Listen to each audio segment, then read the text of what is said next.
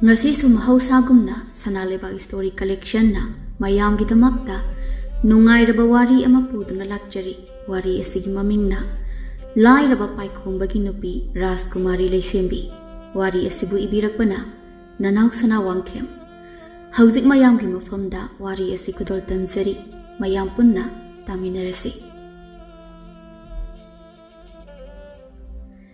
Thaina ningthau panba lebak amadagi Laira zaraba mamalu krabina yokpa machanupa Paikhomba kauba nupa ama leirami Mahak thauna lingzen yamna phai masama u wang chauna leibak asida Paikhomba dauna wang chauna masama u phana leiba nupa amatta leite haiba yai Paikhomba mahakti masakan bana suba nomba thabak tawbada awaba amatta leiramde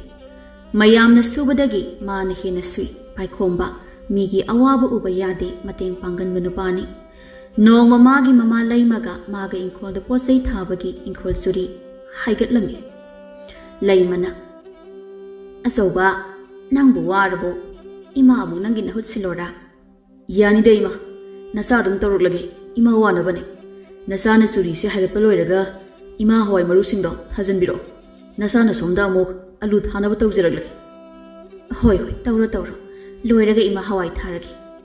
hoi ima ado ima Aikhoigi farm se sila sira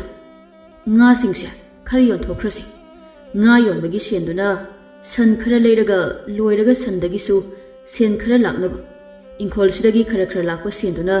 loina hayeng punsilaga imaga iga leinaba yum ama sanaba isadi sanbi leidringai hangdong hana hatlabra hayeng ne nangna tawriba thabak singduna mai paklaba matamduda khanasiko haujikti ne yadri Sian hana tan kisiko hoi ba ima nasa khangjai kidarage hana ima bu khangan bagi wani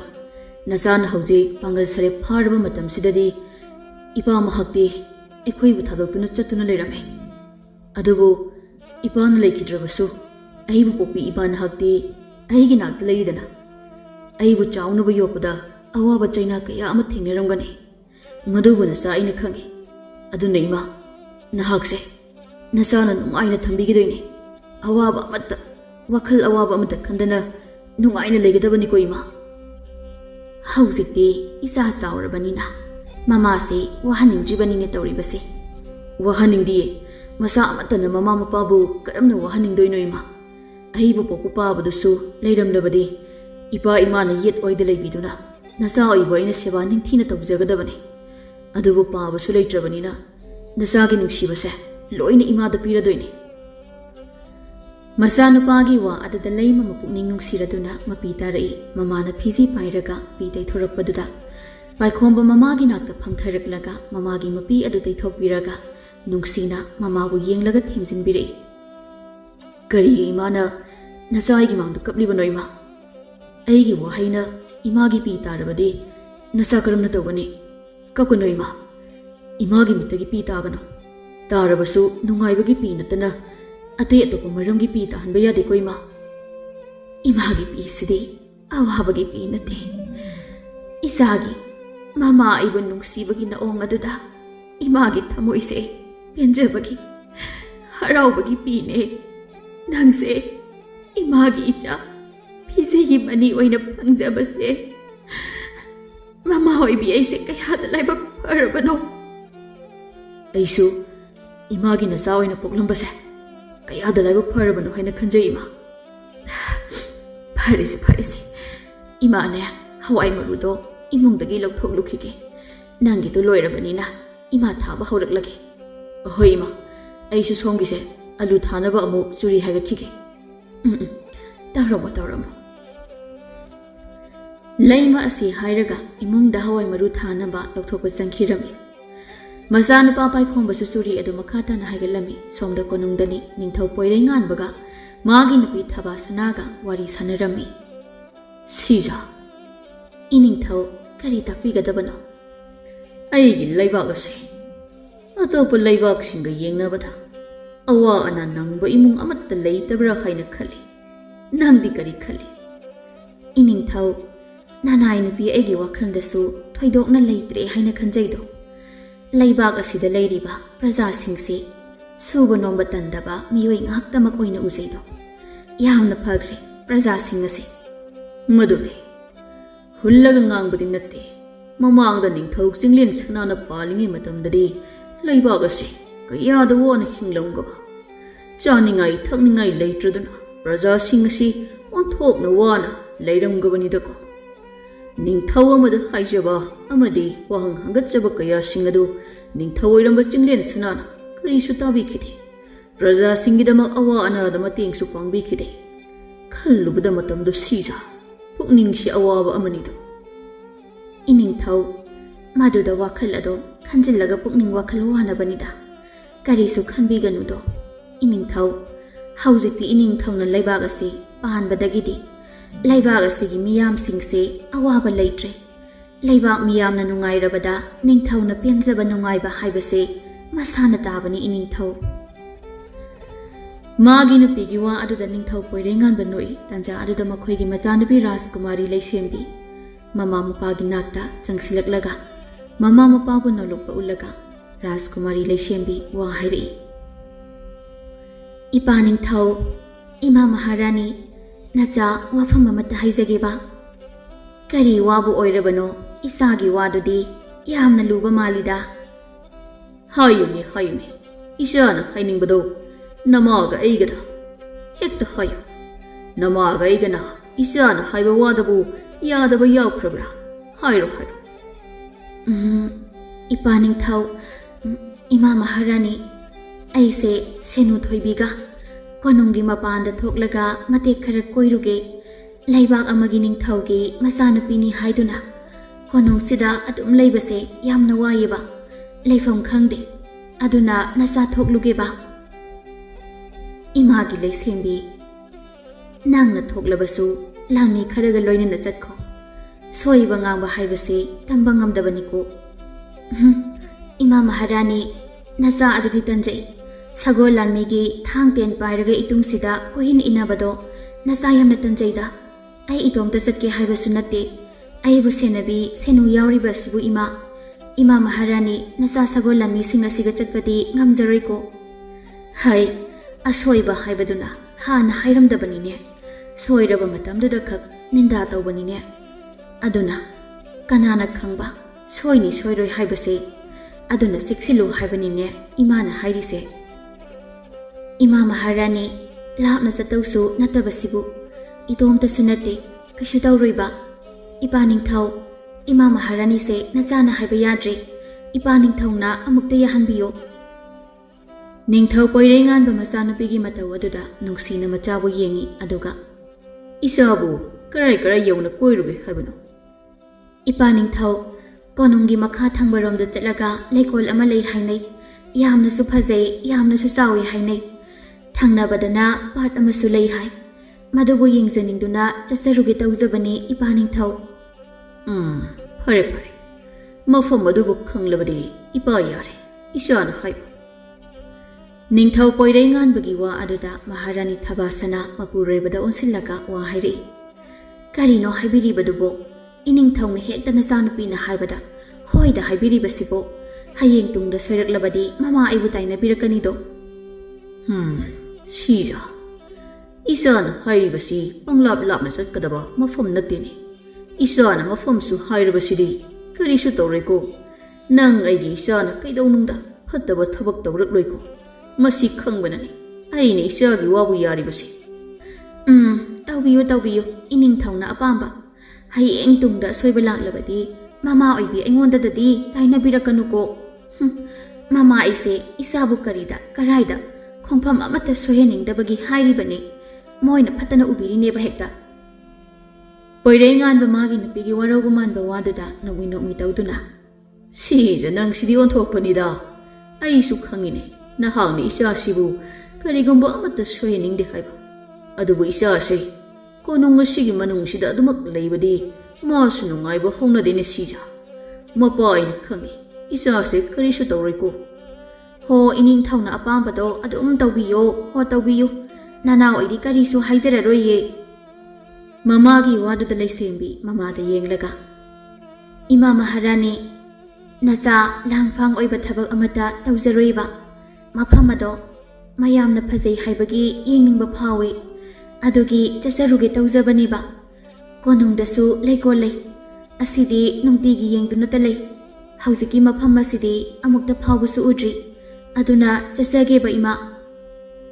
ꯃꯆꯥꯅꯨꯄꯤꯒꯤ ꯃꯑꯣꯡ ꯑꯗꯨꯗ ꯊꯕꯥꯁꯅ ꯅꯨꯡꯉꯥꯏꯔꯛꯇ꯭ꯔꯕ ꯃꯥꯜꯂꯤ ꯌꯥꯅꯤꯡꯕꯒꯤ ꯋꯥ ꯍꯥꯏꯔꯛꯏ ꯐꯔꯦ ꯐꯔꯦ ꯏꯆꯥꯅ ꯑꯗꯨꯛ ꯌꯧꯅ ꯆꯠꯅꯤꯡꯂꯕꯗꯤ ꯆꯠꯂꯨꯔꯣ ꯅꯪꯒꯤ ꯁꯦꯅꯨꯒ ꯑꯗꯨꯕꯨ ꯏꯃꯥꯅ ꯍꯥꯏꯒꯗꯕꯗꯤ ꯊꯦꯡꯅ ꯃꯝꯅ ꯍꯜꯂꯛꯄ ꯌꯥꯔꯣꯏ ꯅꯨꯃꯤꯠ ꯑꯃ ꯌꯨꯝ ꯆꯪꯗ꯭ꯔꯤꯉꯩ ꯀꯣꯅꯨꯡ ꯑꯁꯤꯒꯤ ꯁꯅꯊꯣꯡ ꯑꯁꯤꯒꯤ ꯃꯅꯨꯡꯗ ꯌꯧꯔꯛꯀꯗꯕꯅꯤ ꯏꯃꯥꯅ ꯍꯥꯏꯔꯤꯁꯦ ꯏꯆꯥꯅ ꯏꯟꯒꯗꯕꯅꯤ ꯏꯃꯥ ꯃꯍꯥꯔꯥꯅꯤ ꯅꯆꯥ ꯁꯣꯏꯗꯅ ꯂꯥꯛꯆꯒꯦ ꯄꯨꯡꯐꯝ ꯑꯃꯠꯇ ꯁꯣꯏꯍꯟꯖꯔꯣꯏ ꯑꯗꯨꯗꯤ ꯅꯆꯥ ꯆꯠꯂꯨꯔꯒꯦꯀꯣ ꯏꯃꯥ ꯃꯍꯥꯔꯥꯅꯤ ꯏꯄꯥ ꯅꯤꯡꯊꯧ ꯐꯔꯦ ꯐꯔꯦ ꯆꯠꯂꯨꯔꯣ ꯆꯠꯂꯨꯔꯣ ꯅꯃꯥꯒ ꯑꯩꯒꯅ ꯑꯌꯥꯕ ꯄꯤꯔꯕꯅꯤ ꯂꯩꯁꯦꯝꯕꯤ ꯃꯃꯥ ꯃꯄꯥꯅ ꯑꯌꯥꯕ ꯄꯤꯔꯛꯂꯕꯗ ꯍꯔꯥꯎꯅ ꯊꯣꯏꯕꯤꯕꯨ ꯀꯧꯔꯛꯂꯝꯃꯤ ꯊꯣꯏꯕꯤ ꯏꯄꯥ ꯅꯤꯡꯊꯧ ꯏꯃꯥ ꯃꯍꯥꯔꯥꯅꯤꯅ ꯑꯌꯥꯕ ꯄꯤꯔꯛꯂꯦ ꯑꯩꯅ ꯍꯥꯏꯕ ꯃꯐꯝ ꯑꯗꯣ ꯆꯠꯂꯨꯔꯁꯤ ꯊꯣꯏꯕꯤꯁꯨ ꯇꯥꯔꯗꯨꯅ ꯆꯦꯟꯊꯣꯔꯛꯏ ꯑꯗꯨꯒ ꯃꯆꯥꯏꯕꯦꯝꯃ ꯑꯁꯦꯡꯕ꯭ꯔꯣ ꯃꯥꯅꯦ ꯂꯥꯎ ꯆꯠꯂꯁꯤ ꯑꯁꯤ ꯍꯥꯏꯔꯝꯂꯒ ꯂꯩꯁꯦꯝꯕꯤ ꯊꯣꯏꯕꯤꯒꯤ ꯃꯈꯨꯠ ꯑꯗꯨ ꯄꯥꯏꯔꯒ ꯆꯤꯡꯗꯨꯅ ꯀꯣꯅꯨꯡꯒꯤ ꯋꯥꯡꯃ ꯂꯥꯟꯈꯤꯔꯝꯃꯤ ꯁꯣꯝꯗ ꯃꯄꯥ ꯅꯤꯡꯊꯧ ꯑꯃꯗꯤ ꯃꯃꯥ ꯃꯍꯥꯔꯥꯅꯤ ꯃꯆꯥꯒꯤ ꯏꯉꯥꯎ ꯉꯥꯎꯖꯕꯒꯤ ꯃꯇꯧꯗꯨꯗ ꯅꯣꯛꯃꯤ ꯅꯣꯛꯃꯤ ꯌꯦꯡꯗꯨꯅ ꯂꯩꯍꯧꯏ ꯁꯣꯝꯗ ꯂꯩꯁꯦꯝꯕꯤ ꯑꯃꯗꯤ ꯊꯣꯏꯕꯤ ꯂꯩꯀꯣꯜ ꯑꯗꯨꯗ ꯆꯪꯁꯤꯜꯂꯛꯏ ꯃꯈꯣꯏꯅ ꯂꯩꯁꯨ ꯃꯈꯜ ꯁꯨꯅ ꯁꯥꯠꯂꯤꯕ ꯍꯩ ꯔꯥ ꯃꯈꯜ ꯁꯨꯅ ꯄꯥꯜꯂꯤꯕꯗꯨ ꯎꯕꯗ ꯂꯩꯁꯦꯝꯕꯤꯗꯤ ꯃꯄꯨꯡꯅꯤꯡ ꯏꯔꯥꯡ ꯂꯥꯡꯏ ꯅꯍꯥꯟ ꯃꯈꯩ ꯄꯣꯟꯗ ꯐꯥꯖꯤꯜꯂꯒ ꯊꯝꯂꯝꯕ ꯎꯆꯦꯛꯅ ꯊꯥꯗꯣꯔꯛꯄ ꯃꯅꯤꯡ ꯇꯝꯅ ꯄꯥꯏꯈꯤꯕꯒꯨꯝ ꯂꯩꯁꯦꯝꯕꯤꯁꯨ ꯂꯩꯀꯣꯜ ꯑꯗꯨꯒꯤ ꯐꯖꯕꯗꯨꯗ ꯆꯦꯟꯗꯨꯅ ꯌꯦꯡꯖꯩ ꯊꯣꯏꯕꯤꯗꯤ ꯃꯥꯒꯤ ꯃꯆꯥ ꯏꯕꯦꯝꯃꯅ ꯍꯔꯥꯎꯖꯕ ꯑꯗꯨꯕꯨ ꯎꯕꯗ ꯊꯣꯏꯕꯤ ꯅꯣꯛꯐꯦꯠ ꯇꯧꯅ ꯌꯦꯡꯖꯩ ꯂꯩꯁꯦꯝꯕꯤꯒꯤ ꯃꯇꯨꯡ ꯀꯣꯏꯅ ꯏꯟꯅꯖꯩ ꯃꯥꯗꯤ ꯁꯦꯅꯨ ꯇꯨ ꯑꯁꯤꯗ ꯁꯥꯠꯂꯤꯕ ꯂꯩꯁꯦ ꯐꯖꯗ꯭ꯔꯥ ꯅꯪꯕꯨ ꯃꯥꯒꯤ ꯃꯃꯤꯡ ꯈꯪꯕ꯭ꯔꯣ ꯂꯩ ꯑꯇꯩꯁꯤꯡꯁꯤꯅ ꯃꯥꯒꯤ ꯄꯥꯝꯕꯤꯗ ꯂꯩꯁꯥ ꯇꯝꯂꯤ ꯑꯗꯨꯒ ꯃꯍꯥꯛꯅ ꯑꯇꯩ ꯎ ꯄꯥꯝꯕꯤꯁꯤꯡꯗ ꯊꯥꯡꯖꯗꯨꯅ ꯁꯥꯠꯂꯤ ꯃꯁꯤꯕꯨ ꯅꯪ ꯈꯪꯕ꯭ꯔꯥ ꯁꯦꯅꯨ ꯃꯆꯥ ꯏꯕꯦꯝꯃ ꯃꯁꯤꯅꯦ ꯈꯣꯡꯒꯟꯃꯦꯜ ꯂꯩ ꯍꯥꯏꯔꯤꯕ ꯂꯩꯔꯥꯡ ꯑꯗꯣ ꯃꯍꯥꯛꯅꯤ ꯎꯇꯥꯡꯕꯤ ꯎ ꯄꯥꯝꯕꯤ ꯀꯌꯥꯒꯤ ꯃꯇꯦꯡ ꯌꯥꯎꯗꯅ ꯃꯍꯥꯛꯇꯤ ꯂꯩꯁꯥ ꯇꯝꯕ ꯉꯝꯖꯗꯦ ꯃꯔꯝꯁꯤꯅ ꯃꯍꯥꯛ ꯑꯁꯦ ꯎꯗ ꯇꯥꯡꯂꯒ ꯁꯥꯠꯂꯤꯕꯅꯦ ꯃꯤꯌꯥꯝꯅ ꯂꯩ ꯑꯁꯦ ꯎꯇꯥꯡꯕꯤꯅꯤ ꯍꯥꯏꯅꯁꯨ ꯍꯥꯏꯅꯩ ꯃꯍꯥꯛꯀꯤ ꯃꯃꯤꯡꯕꯨꯗꯤ ꯈꯣꯡꯒꯟꯃꯦꯜ ꯂꯩ ꯀꯧꯏ ꯁꯦꯅꯨ ꯅꯍꯥꯛꯇꯤ ꯌꯥꯝꯅ ꯈꯪꯏ ꯑꯩꯗꯤ ꯏꯄꯥ ꯅꯤꯡꯊꯧ ꯏꯃꯥ ꯃꯍꯥꯔꯥꯅꯤꯅ ꯀꯣꯅꯨꯡꯗꯒꯤ ꯃꯄꯥꯟ ꯊꯣꯛꯍꯟꯗꯅ ꯏꯍꯩ ꯇꯝꯍꯟꯗꯨꯅ ꯑꯗꯨꯃꯛ ꯊꯝꯃꯤ ꯑꯗꯨꯅ ꯃꯥꯂꯦꯝ ꯑꯁꯤꯒꯤ ꯐꯖꯕ ꯄꯨꯝꯕꯁꯦ ꯁꯦꯅꯨ ꯑꯩꯗꯤ ꯏꯃꯤꯠ ꯑꯁꯤꯅ ꯄꯦꯟꯅ ꯎꯖꯕ ꯐꯪꯗꯦꯗꯣ ꯑꯁꯨꯝꯅ ꯃꯔꯛ ꯃꯔꯛꯇ ꯊꯣꯔꯛꯇꯨꯅ ꯌꯦꯡꯕ ꯑꯁꯤ ꯅꯠꯇꯅ ꯃꯖꯥꯏꯕꯦꯝꯃ ꯏꯅꯤꯡꯊꯧꯅ ꯑꯃꯗꯤ ꯏꯃꯥ ꯃꯍꯥꯔꯥꯅꯤꯅ ꯃꯖꯥꯏꯕꯦꯝꯃꯕꯨ ꯃꯤꯊꯣꯏ ꯃꯤꯍꯦꯟꯕꯤ ꯑꯣꯏꯍꯟꯅꯤꯡꯗꯨꯅ ꯇꯧꯖꯔꯤꯕꯅꯤ ꯑꯗꯨ ꯑꯣꯏꯔꯕꯁꯨ ꯏꯍꯩ ꯇꯝꯅ ꯇꯝꯅ ꯑꯩꯒꯤ ꯑꯄꯥꯝꯕ ꯀꯣꯏꯅꯤꯡ ꯂꯥꯡꯅꯤꯡꯕ ꯇꯧꯍꯟꯕ ꯌꯥꯏ ꯁꯦꯅꯨ ꯑꯩꯗꯤ ꯃꯄꯣꯛ ꯈꯨꯗꯤꯡꯗ ꯅꯤꯡꯊꯧꯒꯤ ꯃꯆꯥ ꯅꯤꯡꯉꯣꯜꯗꯗꯤ ꯄꯣꯛꯆꯗꯕ ꯑꯣꯏꯖꯒꯤ ꯂꯩꯁꯦꯝꯕꯤꯒꯤ ꯋꯥ ꯑꯗꯨꯗ ꯊꯣꯏꯕꯤ ꯉꯛꯅ ꯂꯩꯁꯦꯝꯕꯤꯗ ꯌꯦꯡꯂꯛꯂꯒ ꯑꯗꯨꯗꯤ ꯀꯔꯤꯒꯤꯅꯣ ꯃꯖꯥꯏꯕꯦꯝꯃ ꯃꯤꯅꯗꯤ ꯅꯤꯡꯊꯧꯒꯤ ꯃꯆꯥ ꯃꯁꯨ ꯑꯣꯏꯅꯤꯡꯗꯨꯅ ꯂꯩꯖꯔꯤ ꯑꯗꯨꯒ ꯃꯖꯥꯏꯕꯦꯝꯃꯅ ꯅꯤꯡꯊꯧꯒꯤ ꯃꯆꯥ ꯑꯣꯏꯖꯅꯤꯡꯗ꯭ꯔꯤꯕ ꯑꯁꯤ ꯀꯔꯤꯒꯤꯅꯣ ꯂꯩꯕꯥꯛ ꯃꯤꯌꯥꯝꯅ ꯏꯀꯥꯏ ꯈꯨꯝꯅ ꯔꯥꯖꯀꯨꯃꯥꯔꯤ ꯂꯩꯁꯦꯝꯕꯤ ꯍꯥꯏꯅ ꯀꯧꯖꯔꯤꯕ ꯑꯁꯤ ꯃꯖꯥꯏꯕꯦꯝꯃꯗꯤ ꯅꯨꯡꯉꯥꯏꯇꯕ꯭ꯔꯥ ꯅꯨꯡꯉꯥꯏꯇꯦ ꯁꯦꯅꯨ ꯃꯣꯏꯅ ꯈꯪꯗꯕꯒꯤ ꯇꯧꯔꯤꯕꯅꯤ ꯅꯤꯡꯊꯧꯒꯤ ꯃꯆꯥ ꯅꯤꯡꯊꯧꯒꯤ ꯁꯥꯒꯩ ꯏ ꯃꯔꯤ ꯑꯣꯏꯕꯁꯦ ꯌꯥꯝꯅ ꯋꯥꯏ ꯑꯇꯣꯞꯄ ꯂꯩꯕꯥꯛꯁꯤꯡꯒꯤ ꯑꯣꯏꯅꯗꯤ ꯈꯪꯗ꯭ꯔꯦ ꯑꯩꯗꯤ ꯌꯥꯝꯅ ꯋꯥꯏ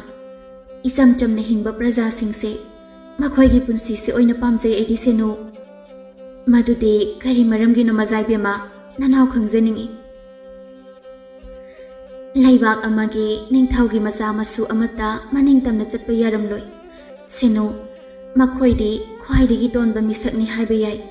ꯃꯁꯦ ꯑꯩꯒꯤ ꯋꯥꯈꯜ ꯑꯗꯨꯕꯨꯅꯤ ꯅꯤꯡꯊꯧꯒꯤ ꯃꯆꯥ ꯃꯁꯨ ꯏꯃꯨꯡ ꯃꯅꯨꯡ ꯃꯈꯣꯏꯗꯤ ꯀꯣꯅꯨꯡꯒꯤ ꯁꯅꯥꯊꯣꯡ ꯃꯄꯥꯟ ꯍꯦꯛ ꯂꯥꯟꯊꯣꯔꯛꯄꯒ ꯂꯥꯟꯃꯤꯁꯤꯡꯅ ꯀꯣꯏꯁꯦꯟ ꯁꯦꯟꯅꯗꯨꯅ ꯀꯔꯥꯏꯗ ꯀꯔꯤꯗ ꯍꯥꯏꯅ ꯏꯅꯩꯗꯣ ꯑꯗꯨꯕꯨ ꯀꯔꯤꯁꯨ ꯑꯣꯏꯗꯕ प्रजासिंदी मागी थबक अमदी माना चटप लंबीदा मतोमत मनिंग तमना चसे कना अमगी मतेंग याउदा निंगथौगी ओइबदी लानमी सिंगा लोइनरगा चली सेनु मसीबु निंग तंबगी सक्तमला मसीगुंबा पुंसीदी आई पामजदे inning Tamanna लैबा inning Tamanna चचबा मदुगी पुंसीदो I पामे inning इखा तंबा हाइरगा इतोमतना सिल्लांबा मदु नते amagi mateng iteng pangnaraga punna hingminabado madubuni seno aina pamjaba masinani aina mapok khudingda ningthaugi macha masu oina pokjaroi hairiba ase adubu majaibema kana amadi ningthaugi macha ningol oina pokjaningduna leiribani laibak miyamna Rajkumari kaina kaujaba bebar utpirakpa wata padana leibado pahambasu leiramgani makhoi punsidadi oiramda chakna leibasu yauramgani seno Rajkumari Maharani ningthau masi singsigi mingtholgi marumda waribasidi kananasu khangloi ningthaugi mapok Maharani Rajkumari Rajkumar makhoigi mapokta poklaba mi oiduda khangani ai su ningthaugi masa ningol Rajkumarigi mapok poklam labanina awaba ase khangle aigi punsida thingnariba asini aidi pamjade ningthaugi mapok Rajkumari punsi adubu magi wakhal magi punsi mahing haibado oireda namazai bema aidi seno nangi punsibu yamna kalai nangdi konongi wangmadasu chatningba leiningba koiningba loina yai konongi manungdasu lei aidi konongi wangmada lalubada lanmi singsina amuk toiba inarakpada tanjaida yamna mazai bema karisu khaluranu kaidauge mazai bemana pangkhanda khanjinbiraga leibire ado mafam atai chatlaga yengbirukidoiro ngasidi namit namayum changlamdaida konungda handoini yamna ngalida laikolase onthoknasu phajakre onthoknasu pukning hukre sinba thungna koirusi lau nangsu ibani puna yenglusi asi hairaga leisembi thoibigi makhut adu pairaga chingki laikol adu sinthungna koiruraga lakpada nakal amadagi nupa ama lakpaduna uhaudabadagi Rajkumari Leisembida thengzilami Rajkumari Leisembi masa ngakpa ngamhaudraduna makhada tusilei matau aduda thoibina pakhatna Leisembi bu hugatnaba tawrei aima mazaibema sopro si aigi khutse paibiro ai singkhatjage somda su nupa adu su turibani adubu thoibina mazaibema kaukhiba aduda nupa adu ithak thagali Leisembida thengzalagliba nupa adu atai kana natte Paikhombani mahak leikol aduda chumna laklambani magi mayumga naknaba oibana sangba matamda koiba oina lakpani Paikhomba seno ai khongse lepa ngamdre tu sigi nungsida yesinkre adudi karamna tawgani tawribasidi Paikhombana nupi ani aduda yenglaga wa haire ai uzaudre ai bongta ngakpiyo Rajkumari ai lanjakre tasengna ai uzaudabane Rajkumari Leisembi Paikhombada yenglei aduga tamna haire Paikhombadi nontharaga adumaklei ibung haina kaujage kari su kaidida aisu ibung lakpu uzahaudre mazaibema konongda karamna hangani tawribaside mazaibemagi khongsu lepa phongamdre seno aisu khangdre karamna tawgani ima Maharani na konongi wangmada thohaningkidabado madugi oiraba male seno aigi khongse yamna nare Leisembigi matawaduda Paikhomba Leisembida tapna yenglei aduga khongdo ai yengjagi Rajkumari na yabigadra sidadi mafam chadre asidagi ukha asida phambam leibase masida phamlaga yengjarage karino sakhangdaba ibung mazaibema ase lepa phawba ngamdraba asida ahada lariba upambi sigi panakta chatpadi karamna chatkani aina mazaibema bu thangba ngambasu nate adugidi karisu khanbigano icha Rajkumari bu aina thangjage mazaibema yabigadro seno aigi khong asibu phani hairabadi ayare Paikhomba Rajkumari Leisembi na yare hairakpaduda Rajkumari Leisembi bu tapna pamkhatpire Rajkumari Leisembi Paikhombada tapna yenglei ngasaidagi Rajkumari Leisembi Paikhombada hana yenglude adubu mana yenglubadadi Rajkumari Leisembi gi thamoida Paikhomba bu nungsiba phawrapagum tawi aduna Rajkumari Leisembi Paikhombada munna yengduna lei Paikhomba su Leisembi na aduna yengduna leiba aduda chatpham ama khangdre Rajkumari da yengluba su yada mana chatpham thokpa adumak chali ukha adugi manak yauraduna phambam aduda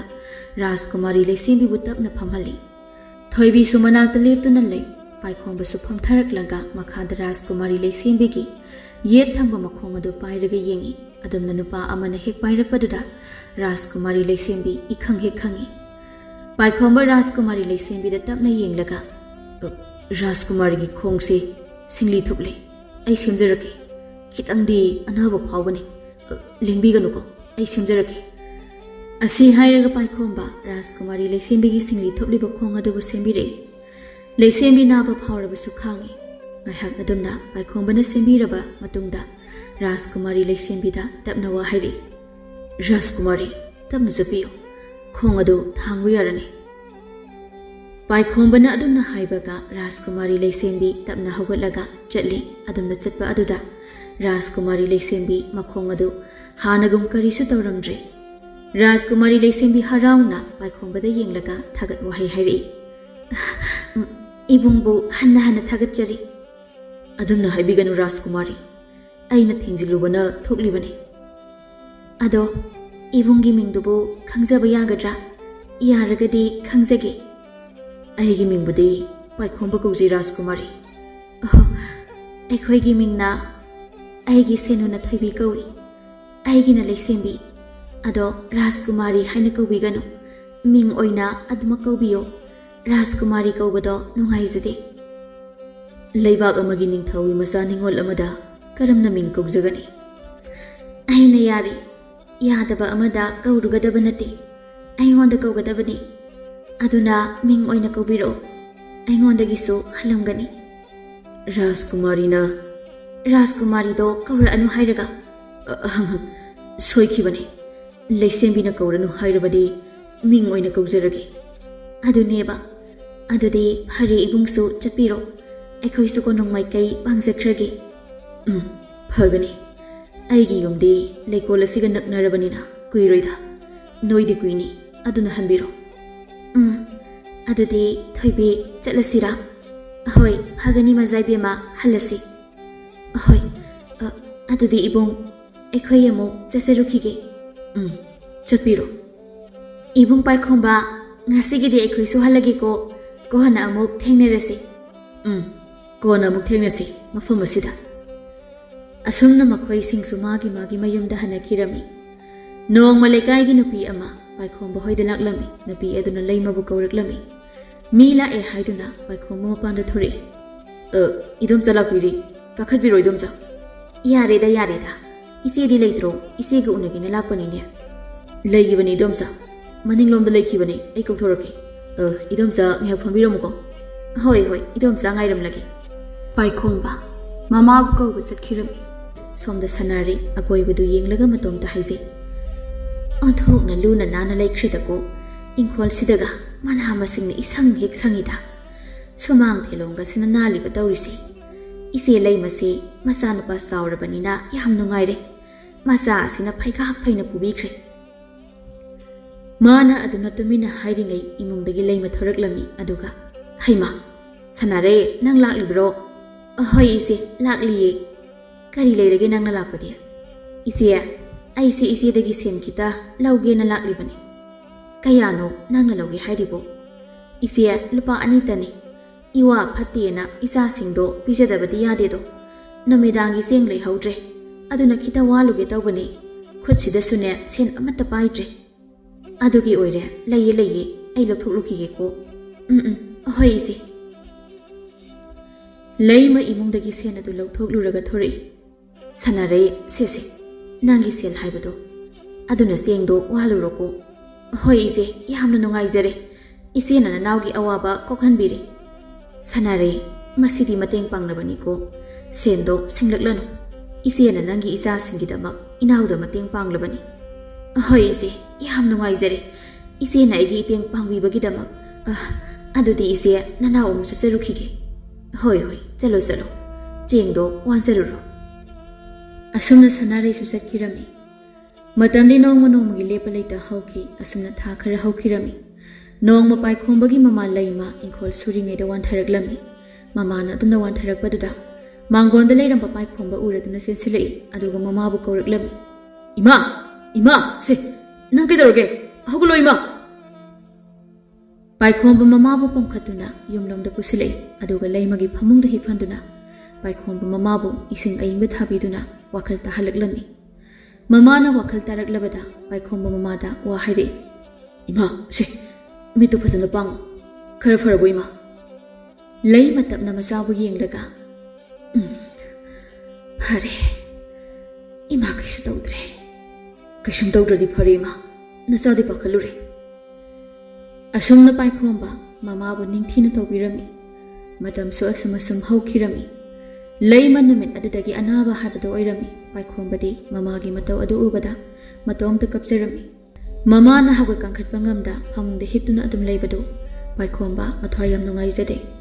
ma samaibu maibi kaya amatanaduna mamabu layeng birami adubu phaba kawba leite mamabu layeng naba hotnabada Paikhomba mapana magi damak thambiramba lanthum pham tawriba madu singadu loina yonkiduna mamabu layengse adubu leimagi anabadi phaba kawba leite Paikhomba haujikti mahakna yoninga yoksilaktre makhoina leiriba ingkhol adu natana atai atopa leitre sen phana yamna tinglabasu mamagi anabadi phaba kawba leiramde sen kaya ama sanglabasu mamadi hena dum anaba hentilei Paikhomba yamna wazarami ima chaksi kitang jase se numit phana yam sure ima na changmaru mata chadribase ima chaningti e ima ki bango ima saningte ima adu yarui chak chadrabadi nasadu phararui nasana imagi ni na thongine ima na chadradi kamai tawne sema kitang moirasu sawoba ima chadradi nasa su chararoi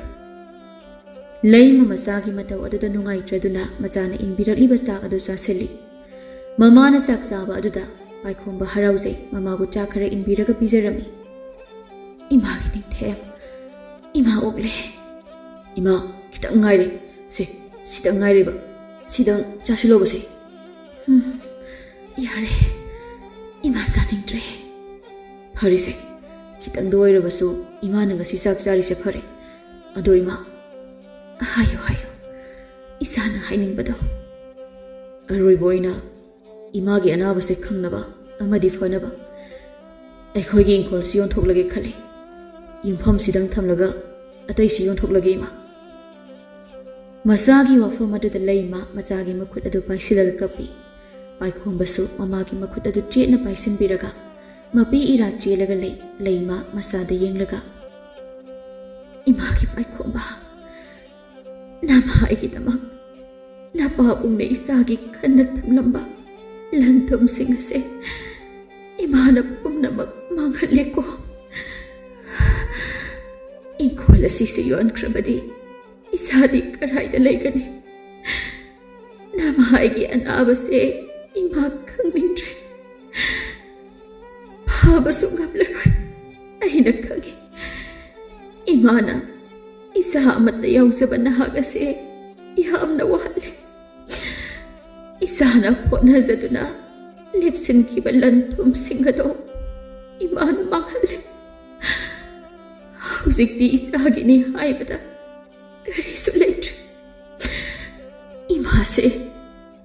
yamna phattabi ijahat imama haibado oire imagi Paikhomba mamana aduna kaptuna hairapaduda Paikhomba khamba ngamda mapi tarei Paikhomba kaptuna mamabu nungsina mamai adunan biraga ima nang karige aduna hairibano nacha karisu wadiye aidi lanthum karisu pamde nachana pambadi ima na tekta kaidana pangal kanduna nachagi nak lengdana leibibado nacha pami ima ai ima bula engani nachagi isada cheliba isi khunje lepchi phau nachana ima bula engani ima nachare ibaside ai gide ima nang te inak tare heninge ima ki Paikhomba leima si hairaga machabu konsin biduna kapi asumna matamsu tapna hawkhibana Paikhomba khul adugi senjau paiba sanahal mangonda yumpham aduda khaklaga atai lamsingdu yonthoklami aduga atopa leibak amadagi aphawba maiba ama kauduna mamabu layeng birami maiba aduna leimabu yengba loiraga Paikhomba da onsilaklaga wa haire ibungo mapanda thupiro aduga mama hairake hoi mama asumna amaiba amadi Paikhomba mapanda thori ibungo Paikhomba nangi imasi kanba ngamgani thajatri maiba adugi wa aduda Paikhomba tum khangan hale ibohal makhatana nangi imadu nari base igi lainani nangi imagi i asi yamna phatre magi masada khantirakliba lok khuda i yauriba yam lure bungo Paikhomba nangi mabu mapungning penaba nang hodau ko mamadi chalage ibohal asi hairam laga chatkirami Paikhomba di hoi mai haidana leptuna manglaga adumak lehawi somda imungda hiptuna lehauba leima maibana hairam libo wafam adu tahorami leima wakhalna masa adu karinoma tawraklami khonjel pumba phajinbagumna tawraklami sor honba ngamsilaktre leima masabu aroiba pangal puthoklaga kauri mamagi khukau aduda Paikhomba wakhal khangta taraktuna imungda mamagi kada chensilai mana mamagi manak chensilakpa matamdadi mamagi aroiba oiduna leiramle Paikhomba mamabu chetna konsinduna ima nang kaidaroge se aina kawrisu khumo ima nang na jawu thadokuna chalabro ima aibu kanaga lehudoi no ima se hogalo nacha ima ki chak inbirake se ima na chadradi na chasu sakjadi kaliba na troima hogalo nang aibu thadokuna chaliba karigino ima aibu kanaga lehaw haiba no ima male masida macha hoiba singda ima haina kauba taraga nachagidi ima haiba nahakse kaubam lehlare kana chalabro ima Paikhomba mamabu thadokpa tawda konsinbiduna adumak lei mana adumna kapalawa tawrakpaduda yumthangnaba singna taraduna changsilai moina changlakpada tawramlibada ubada makhoisu leimabu kauraga kapi miyoi ama anidagi khul adu leima leikhidre haiba paw loina tarami mayam sing aduna Paikhomba bu thembiraga mamabu mathadagi lauthokpirei Paikhomba mamabu lauthokhiba aduda chakna kaptuna lei mayam sing du Paikhomba gi matau ubada kaptaba amatta yauramde asumna ngahak leiraga khulgi miyam sing aduna leimabu poloi birami Paikhomba de makhon thokna kaptrabasu mamittagi mapidi lepa leite sinthaduna adumak lei kana amana kauba ngangba tada matomta tuminna mangon masi aduda tasinduna phamduna lei Paikhomba gi wari du somda Rajkumari Leisembi mahak tarami senuna tamlakpadagi Rajkumari Leisembi thoibida onsilaga seno adudi mahakpu matau karamna matomta yum aduda legani mazaibema kana amata manakta changluba yade loina chatkruna tanthore yumduda matomta lei hai cha isingsu chadaba kuiraba male seno mahakpu aina nungsiba kuire adubu magi waridi ai khangludre aina konungi wangma landabana seno nang ai punna mahaki mayumda chalusi mazaibema madubu iningthau amadi ima Maharani nabu yabirakadra moina yanaba sagolami kharaga chatkadabani nang aidang chatpadi yarakloi phare dadi mazaibema na yanabado tawbiraklo nanawgidi chatnaba sem sajari Leisembi magi kadagi mama mapagi manakta laklaga wa pumba tamlami adubu Paikhomba bu mana nungsi haibadi tamlamde awa ana tabagi mateng pangbagi romda oina tamlai mama mapasu machana adumna prajagi awaba mateng pangluge haina hairakpaduda ningthausu Maharani su yabiraklami asumna Rajkumari Leisembi amadi thoibi makhoi ani sagolanmi kharaga Paikhomba gi yumda changlai makhoina changlakpada mangongi churi ta famda Paikhomba imot motna phamduna leiribadu uraduna Rajkumari Leisembi amadi thoibi changsilai lanmi singdi thonganda lehelami moina changlakliba adu Paikhomba gi manak yauraduna thoibi na hana kauraklami ibung Paikhomba nasang khoi lakjariye Paikhomba khonjel adu tabada mamai ongkhalei isan noi laklibra yamna thajadana lakpadi kari leire aikhoigi yumgase yamna maong chadabane noi hainiramlaroi phambasu natai jade onthokpa tanja amada lakle ta Paikhomba gi nakta lakpabu tanja haiba ama leibrane ꯇꯥ ꯄꯥꯏꯈꯣꯝꯕ ꯀꯥꯏꯅ ꯀꯧꯔꯛꯄꯗꯨꯗ ꯄꯥꯏꯈꯣꯝꯕ ꯔꯥꯖꯀꯨꯃꯥꯔꯤ ꯂꯩꯁꯦꯝꯕꯤꯗ ꯌꯦꯡꯂꯛꯏ꯫ ꯅꯍꯥꯟ ꯃꯈꯩ ꯊꯦꯡꯅꯕꯗꯤ ꯏꯕꯨꯡ ꯍꯥꯏꯅ ꯀꯧꯕꯅꯤ, ꯉꯁꯤꯗꯤ ꯇꯥ ꯄꯥꯏꯈꯣꯝꯕ ꯑꯣꯏꯅ ꯀꯧꯔꯛꯏ꯫ ꯊꯣꯏꯕꯤꯗꯤ ꯀꯔꯤꯁꯨ ꯇꯧꯗꯅ ꯂꯩ꯫ ꯄꯥꯏꯈꯣꯝꯕ ꯃꯈꯣꯏꯗ ꯑꯣꯟꯁꯤꯜꯂꯒ, ꯀꯔꯤ ꯂꯩꯔꯒꯦ ꯅꯣꯏꯅ ꯂꯥꯛꯂꯤꯕ ꯑꯁꯤꯕꯣ? ꯇꯥ ꯄꯥꯏꯈꯣꯝꯕꯒꯤ ꯄꯥꯎ ꯇꯥꯔꯦ꯫ ꯑꯩꯗꯤ ꯉꯁꯤꯗꯃꯛ ꯇꯥꯖꯩ꯫ ꯑꯁꯨꯛ ꯀꯨꯏꯔꯕ ꯑꯁꯤ ꯑꯩ ꯇꯥꯗꯦ꯫ ꯏꯃꯥꯒꯤ ꯄꯥꯎ ꯁꯦꯅꯨꯅ ꯇꯝꯂꯛꯂꯒ ꯇꯥꯏ, ꯈꯪꯉꯤ꯫ ꯄꯥꯎ ꯇꯥꯕꯒ ꯂꯥꯛꯄꯅꯤ꯫ ꯇꯥ ꯄꯥꯏꯈꯣꯝꯕꯒꯤ ꯋꯥꯔꯤ ꯄꯨꯝꯕꯁꯨ ꯑꯩ ꯂꯣꯏꯅ ꯈꯪꯂꯦ꯫ ꯍꯧꯖꯤꯛꯇꯤ ꯇꯥ ꯄꯥꯏꯈꯣꯝꯕ ꯀꯔꯥꯏꯗ ꯂꯩꯔꯨꯒꯅꯤ? ꯌꯨꯝꯐꯝ ꯑꯁꯤꯁꯨ ꯃꯤꯒꯤ ꯁꯦꯟꯗꯣꯟꯅ ꯍꯦꯜꯂꯕꯅꯤꯅ ꯂꯧꯔꯅꯤ ꯍꯥꯏꯅꯁꯨ ꯇꯥꯏ꯫ ꯑꯩ ꯇꯥ ꯄꯥꯏꯈꯣꯝꯕꯒꯤ ꯃꯇꯦꯡ ꯄꯥꯡꯂꯒꯦ ꯈꯟꯅ ꯂꯥꯛꯂꯕꯅꯤ꯫ ꯔꯥꯖꯀꯨꯃꯥꯔꯤꯅ ꯑꯩꯒꯤ ꯀꯔꯤ ꯃꯇꯦꯡ ꯄꯥꯡꯗ꯭ꯔꯕꯁꯨ ꯌꯥꯔꯦ꯫ ꯑꯩꯒꯤꯗꯤ ꯑꯩꯒꯤ ꯇꯨꯡꯒꯤ ꯑꯁꯥ ꯂꯩꯇ꯭ꯔꯕ ꯃꯤꯁꯛꯅꯤ꯫ ꯑꯁꯨꯝꯅ ꯑꯗꯨꯝ ꯂꯩꯈ꯭ꯔꯒꯦ꯫ ꯉꯁꯤꯅ ꯆꯥꯛꯈꯨꯝ ꯑꯃꯗ ꯅꯤꯔꯒ ꯆꯥꯕ, ꯍꯌꯦꯡꯅ ꯆꯥꯛꯈꯨꯝ ꯑꯃꯗ ꯅꯤꯔꯒ ꯆꯥꯕ, ꯑꯩꯒꯤ ꯄꯨꯟꯁꯤꯗꯤ ꯑꯁꯨꯝꯅ ꯑꯗꯨꯝ ꯂꯣꯏꯍꯟꯈ꯭ꯔꯒꯦ꯫ ꯑꯩꯁꯨ ꯏꯃꯥꯒꯤ ꯃꯅꯥꯛꯇ ꯆꯠꯈ꯭ꯔꯒꯦ꯫ ꯋꯥꯔꯦ꯫ ꯏꯃꯥꯅ ꯑꯩꯒꯤ ꯅꯥꯛꯇ ꯂꯩꯔꯝꯂꯒ ꯃꯆꯥ ꯑꯩꯕꯨ ꯂꯥꯞꯅ ꯊꯝꯕꯤꯔꯝꯂꯒ ꯂꯥꯞꯅ ꯆꯠꯈꯤꯕꯁꯦ ꯑꯩ ꯏꯃꯥꯒꯤ ꯅꯥꯛꯇ ꯆꯠꯅꯤꯡꯂꯦ ꯔꯥꯖꯀꯨꯃꯥꯔꯤ꯫ ꯔꯥꯖꯀꯨꯃꯥꯔꯤꯅ ꯑꯩꯒꯤ ꯃꯇꯦꯡ ꯄꯥꯡꯕꯤꯒꯦ ꯈꯟꯕꯤꯕꯗꯣ ꯄꯥꯡꯗ꯭ꯔꯕꯁꯨ ꯌꯥꯔꯦ꯫ ꯀꯔꯤꯒꯤ ꯑꯗꯨꯝꯅ ꯋꯥꯈꯜ ꯍꯟꯊꯕꯅꯣ? ꯑꯩꯈꯣꯏ ꯃꯤꯑꯣꯏꯕꯁꯦ ꯂꯣꯏꯅꯃꯛ ꯆꯠꯈꯤꯒꯗꯕ ꯉꯥꯛꯇꯅꯤ꯫ ꯆꯠꯄꯒꯤ ꯃꯇꯝ ꯑꯗꯨꯕꯨ ꯑꯩꯒꯤ ꯌꯧꯔꯛꯇ꯭ꯔꯤꯕꯒꯤ ꯂꯩꯕꯅꯤ꯫ ꯅꯣꯡꯃꯗꯤ ꯅꯣꯏ ꯑꯩꯈꯣꯏꯒꯤ ꯃꯇꯝꯁꯨ ꯌꯧꯔꯛꯈꯤꯅꯤ꯫ ꯑꯁꯨꯝꯅ ꯍꯥꯏꯅꯔꯤꯉꯩꯗ ꯊꯣꯏꯕꯤ ꯔꯥꯖꯀꯨꯃꯥꯔꯤ ꯂꯩꯁꯦꯝꯕꯤꯗ ꯑꯣꯟꯁꯤꯜꯂꯒ ꯇꯞꯅ ꯋꯥ ꯍꯥꯏꯔꯛꯏ꯫ ꯃꯖꯥꯏꯕꯦꯝꯃ, ꯅꯅꯥꯎ ꯊꯣꯡꯒꯥꯜꯂꯣꯝꯗ ꯂꯩꯖꯔꯝꯒꯦ ꯍꯥꯏꯕꯕꯨ ꯃꯖꯥꯏꯕꯦꯝꯃꯒ ꯏꯕꯨꯡ ꯄꯥꯏꯈꯣꯝꯕꯒ ꯋꯥꯔꯤ ꯃꯈꯥ ꯇꯥꯅ ꯁꯥꯟꯅꯕꯤꯌꯨ꯫ ꯍꯣꯏ ꯍꯣꯏ, ꯑꯩ ꯋꯥꯔꯤ ꯁꯥꯕ ꯂꯣꯏꯔꯒ ꯊꯣꯔꯛꯂꯒꯦ꯫ ꯐꯒꯅꯤ ꯃꯖꯥꯏꯕꯦꯝꯃ꯫ ꯑꯁꯤ ꯍꯥꯏꯔꯝꯂꯒ ꯊꯣꯏꯕꯤ ꯊꯣꯛꯈꯤꯔꯝꯃꯤ꯫ ꯃꯥꯅ ꯊꯣꯛꯂꯤꯕꯒꯤ ꯃꯔꯝꯗꯤ ꯔꯥꯖꯀꯨꯃꯥꯔꯤ ꯂꯩꯁꯦꯝꯕꯤ ꯄꯥꯏꯈꯣꯝꯕꯗ ꯃꯥꯒꯤ ꯃꯄꯨꯛꯅꯤꯡꯒꯤ ꯋꯥ ꯍꯥꯏꯅꯤꯡꯕꯒꯤ ꯃꯇꯧ ꯑꯗꯨ ꯑꯁꯤꯡꯕꯤ ꯊꯣꯏꯕꯤꯅ ꯈꯪꯕꯅ ꯍꯥꯟꯅ ꯊꯣꯛꯂꯒꯦ ꯍꯥꯏꯅ ꯍꯥꯏꯕꯅꯤ꯫ ꯃꯥ ꯂꯩꯔꯕꯗꯤ ꯔꯥꯖꯀꯨꯃꯥꯔꯤ ꯂꯩꯁꯦꯝꯕꯤ ꯍꯥꯏꯕ ꯉꯝꯂꯔꯣꯏ ꯈꯟꯗꯨꯅ ꯊꯣꯛꯄꯅꯤ꯫ ꯔꯥꯖꯀꯨꯃꯥꯔꯤ ꯂꯩꯁꯦꯝꯕꯤ ꯄꯥꯏꯈꯣꯝꯕꯗ ꯑꯣꯟꯁꯤꯜꯂꯛꯂꯒ ꯋꯥ ꯇꯞꯅ ꯍꯥꯏꯔꯛꯏ꯫ ꯇꯥ ꯄꯥꯏꯈꯣꯝꯕ, ꯇꯥꯛꯄꯤꯌꯨ ꯔꯥꯖꯀꯨꯃꯥꯔꯤ꯫ ꯑꯩꯅ ꯔꯥꯖꯀꯨꯃꯥꯔꯤ ꯍꯥꯏꯕꯗꯣ ꯀꯧꯕꯤꯔꯛꯂꯅꯨ ꯍꯥꯏꯈ꯭ꯔꯕ ꯅꯠꯇ꯭ꯔꯣ? ꯃꯤꯡ ꯑꯣꯏꯅ ꯀꯧꯕꯤꯔꯛꯑꯣ꯫ ꯀꯥꯎꯊꯣꯛꯂꯨꯔꯦ꯫ ꯀꯔꯤ ꯍꯥꯏꯒꯗꯕꯅꯣ ꯂꯩꯁꯦꯝꯕꯤ? ꯄꯥꯏꯈꯣꯝꯕꯒꯤ ꯃꯇꯧ ꯑꯗꯨꯗ ꯂꯩꯁꯦꯝꯕꯤ ꯃꯄꯨꯛꯅꯤꯡꯗ ꯅꯣꯛꯆꯩ꯫ ꯑꯩ ꯇꯥ ꯄꯥꯏꯈꯣꯝꯕꯗ ꯋꯥꯐꯝ ꯑꯃꯠꯇ ꯍꯥꯏꯖꯒꯦ꯫ ꯇꯥ ꯄꯥꯏꯈꯣꯝꯕꯅ ꯌꯥꯕꯤꯌꯨ꯫ ꯀꯔꯤ ꯋꯥꯐꯝ ꯑꯣꯏꯔꯕꯅꯣ? ꯑꯩꯅ ꯉꯝꯒꯗꯕ ꯑꯣꯏꯔꯕꯗꯤ ꯌꯥꯖꯒꯦ꯫ ꯉꯝꯒꯅꯤ, ꯑꯩꯅ ꯈꯪꯏ꯫ ꯇꯥ ꯄꯥꯏꯈꯣꯝꯕꯅ ꯉꯝꯒꯅꯤ ꯈꯪꯗꯨꯅ ꯍꯥꯏꯕꯅꯤ꯫ ꯍꯥꯏꯕꯤꯔꯣ ꯑꯗꯨꯗꯤ꯫ ꯑꯩ ꯇꯥ ꯄꯥꯏꯈꯣꯝꯕꯕꯨ ꯅꯨꯡꯁꯤ꯫ ꯇꯥ ꯄꯥꯏꯈꯣꯝꯕꯕꯨ ꯑꯩꯒꯤ ꯄꯨꯟꯁꯤ ꯈꯣꯡꯂꯣꯏ ꯑꯣꯏꯖꯅꯤꯡꯏ꯫ ꯃꯁꯤꯗ ꯇꯥ ꯄꯥꯏꯈꯣꯝꯕꯅ ꯌꯥꯕꯤꯌꯨ꯫ ꯔꯥꯖꯀꯨꯃꯥꯔꯤ ꯂꯩꯁꯦꯝꯕꯤꯒꯤ ꯋꯥꯗꯨ ꯇꯥꯕꯗ ꯄꯥꯏꯈꯣꯝꯕ ꯉꯛꯅ ꯌꯦꯡꯂꯛꯏ꯫ ꯂꯩꯁꯦꯝꯕꯤ ꯃꯈꯥ ꯇꯥꯅ, ꯑꯩ ꯇꯥ ꯄꯥꯏꯈꯣꯝꯕꯕꯨ ꯑꯍꯥꯟꯕ ꯂꯩꯀꯣꯜ ꯑꯗꯨꯗ ꯊꯦꯡꯅꯕ ꯅꯨꯃꯤꯠ ꯑꯗꯨꯗ ꯑꯩꯅ ꯇꯥ ꯄꯥꯏꯈꯣꯝꯕꯕꯨ ꯅꯨꯡꯁꯤꯕ ꯐꯥꯎꯔꯦ꯫ ꯅꯨꯄꯤ ꯑꯃ ꯑꯣꯏꯔꯨꯕꯅꯤꯅ ꯅꯨꯡꯁꯤ ꯍꯥꯏꯅ ꯍꯦꯛꯇ ꯍꯥꯏꯕꯁꯨ ꯉꯝꯗꯦ꯫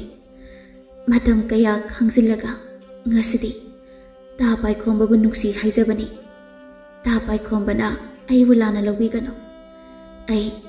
ꯇꯥ ꯄꯥꯏꯈꯣꯝꯕꯒꯤ ꯃꯇꯦꯡ ꯌꯥꯝꯅ ꯄꯥꯡꯅꯤꯡꯏ꯫ ꯇꯥ ꯄꯥꯏꯈꯣꯝꯕ, ꯑꯩꯅ ꯍꯥꯏꯖꯔꯤꯕ ꯋꯥꯐꯝ ꯑꯁꯦ ꯌꯥꯕꯤꯌꯨ꯫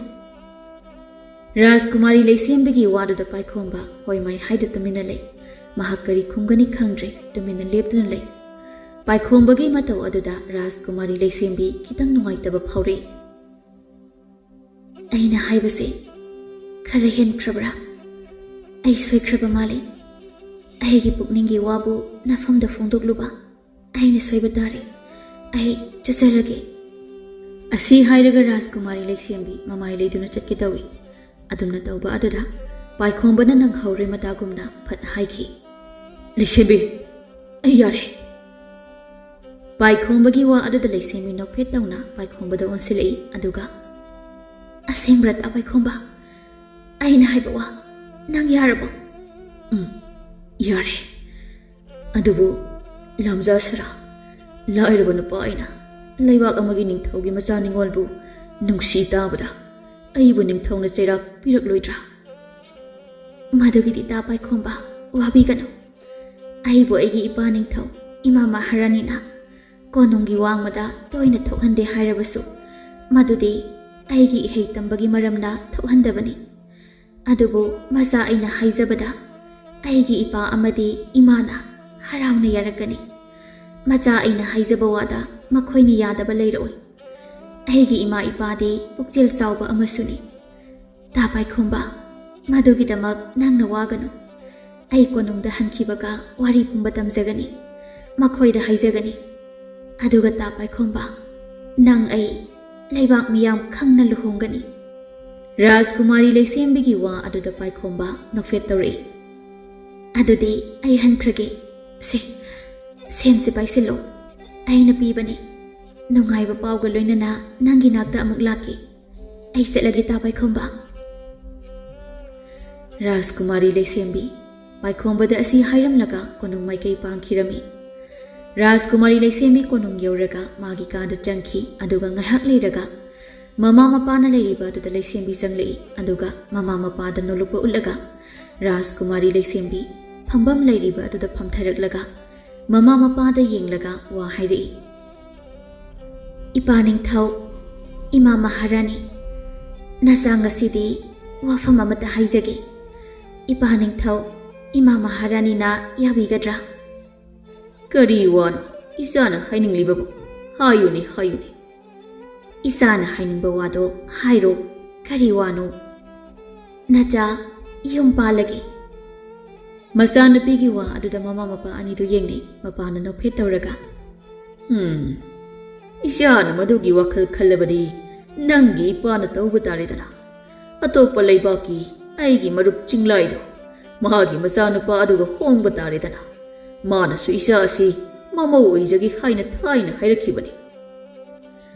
ꯃꯄꯥꯒꯤ ꯋꯥ ꯑꯗꯨꯗ ꯂꯩꯁꯦꯝꯕꯤ ꯅꯨꯡꯉꯥꯏꯇꯕꯒꯤ ꯃꯑꯣꯡ ꯇꯧꯔꯛꯏ꯫ ꯂꯩꯁꯦꯝꯕꯤꯅ ꯃꯃꯥ ꯃꯄꯥꯗ ꯋꯥ ꯍꯥꯏꯔꯛꯏ ꯌꯥꯅꯤꯡꯗꯕꯒꯤ꯫ ꯏꯄꯥ ꯅꯤꯡꯊꯧ, ꯏꯃꯥ ꯃꯍꯥꯔꯥꯅꯤ, ꯑꯩꯗꯤ ꯅꯤꯡꯊꯧꯒꯤ ꯁꯪꯒꯥꯏꯒꯤ ꯃꯧꯗꯤ ꯑꯣꯏꯖꯅꯤꯡꯗꯦ꯫ ꯅꯆꯥꯕꯨ ꯂꯝꯍꯦꯟꯕꯤꯅꯤ ꯍꯥꯏꯔꯕꯁꯨ ꯑꯩꯗꯤ ꯔꯥꯖꯀꯨꯃꯥꯔ ꯑꯃꯠꯇꯒꯤ ꯇꯥꯂꯣꯏ ꯑꯣꯏꯖꯔꯣꯏ꯫ ꯃꯆꯥꯒꯤ ꯋꯥꯍꯩ ꯑꯗꯨꯗ ꯃꯃꯥ ꯃꯄꯥ ꯑꯅꯤꯗꯨ ꯃꯆꯥꯗ ꯌꯦꯡꯂꯛꯏ꯫ ꯃꯃꯥꯅ ꯃꯆꯥꯗ ꯌꯦꯡꯂꯒ, ꯀꯔꯤꯅꯣ ꯏꯆꯥꯅ ꯍꯥꯏꯔꯤꯕ ꯋꯥꯐꯝ ꯑꯗꯨꯕꯨ? ꯏꯄꯥ ꯅꯤꯡꯊꯧ, ꯏꯃꯥ ꯃꯍꯥꯔꯥꯅꯤ, ꯑꯩꯗꯤ ꯏꯆꯝ ꯆꯝꯕ ꯃꯤꯁꯛ ꯄꯥꯝꯃꯤ꯫ ꯑꯔꯪ ꯑꯔꯥꯛꯅ ꯌꯣꯝꯂꯒ ꯀꯣꯅꯨꯡ ꯑꯁꯤꯒꯤ ꯃꯅꯨꯡ ꯑꯁꯤꯗ ꯑꯗꯨꯝ ꯂꯩꯕ, ꯃꯁꯤꯒꯤ ꯄꯨꯟꯁꯤ ꯑꯁꯦ ꯅꯆꯥ ꯑꯣꯏꯖꯅꯤꯡꯗ꯭ꯔꯦ꯫ ꯅꯆꯥ ꯃꯤꯆꯝ ꯄꯥꯝꯃꯤ꯫ ꯅꯆꯥꯅ ꯄꯥꯝꯖꯕ ꯃꯤꯁꯛꯇꯤ ꯅꯤꯡꯊꯧ ꯅꯠꯆꯗꯦ, ꯃꯍꯥꯔꯥꯅꯤ ꯅꯠꯆꯗꯦ, ꯁꯤꯟꯃꯤ ꯑꯣꯏꯅ ꯄꯥꯝꯖꯩ꯫ ꯅꯆꯥꯒꯤ ꯄꯨꯟꯁꯤꯒꯤ ꯆꯠꯃꯤꯟꯅꯒꯗꯕ ꯄꯨꯟꯁꯤ ꯈꯣꯡꯂꯣꯏ ꯑꯗꯨꯗꯤ ꯂꯥꯏꯔ ꯃꯆꯥ ꯑꯣꯏꯔꯕ ꯂꯥꯏꯔꯕ ꯄꯥꯏꯈꯣꯝꯕꯅꯤ꯫ ꯂꯩꯁꯦꯝꯕꯤ ꯑꯁꯤ ꯍꯥꯏꯔꯒ ꯄꯥꯏꯈꯣꯝꯕꯒꯤ ꯋꯥꯔꯤ ꯄꯨꯝꯕ ꯍꯧꯕꯗꯒꯤ ꯂꯣꯏꯕ ꯐꯥꯎ ꯑꯃꯠꯇ ꯆꯤꯊꯗ ꯇꯝꯖꯔꯛꯏ꯫ ꯃꯍꯥꯛꯀ ꯊꯦꯡꯅꯕ ꯑꯃꯗꯤ ꯃꯍꯥꯛꯅ ꯅꯨꯡꯁꯤꯖꯈꯤꯕ, ꯅꯨꯡꯁꯤ ꯍꯥꯏꯈꯤꯕ ꯃꯗꯨꯁꯤꯡ ꯑꯗꯨ ꯑꯃꯠꯇ ꯋꯥꯠꯇꯅ